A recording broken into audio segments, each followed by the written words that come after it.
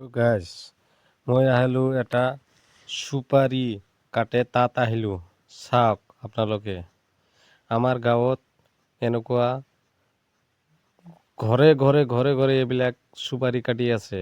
অলপ পইচা হ'লে আপোনালোকে কাটবা পাৰে। মই কোৱা নাই যে বিজনেছ কৰক, মই একটা উদাহৰণ দিছোঁ। চাব ঘৰে ঘৰে ঘৰে ঘৰে সেইবিলাক চুপাৰি কেঁচা চুপাৰি আনি কেনে কাটি এনেকা জুই লগাই চাব এইটো।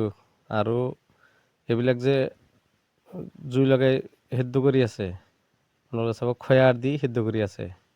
জুই এনেকুৱা লগাই দিছে চাব আপোনালোকে। বহুত মানুহ আছে বিজনেছ কৰিব চালে এনেকুৱা কৰিব পাৰে। অলপ পইচা দি আৰম্ভ কৰক। 2 বস্তা 4 বস্তা 5 বস্তা কৰি আনি কাটি শুকাই বিক্ৰী কৰি দিয়ক। অলপ চলপ পইচা ওলালে বাছ চলা ফিৰা হৈ যাব।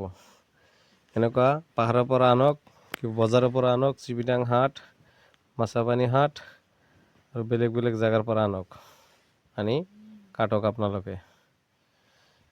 এনেকুৱা অলপ অলপ আনি কেনে শিকি কেনে ডাঙৰ কৰি আপোনালোকে এনেকুৱা খুলিব পাৰিব।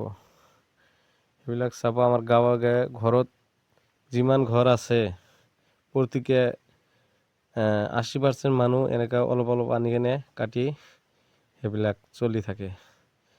গোটাই বছৰে এনেকুৱা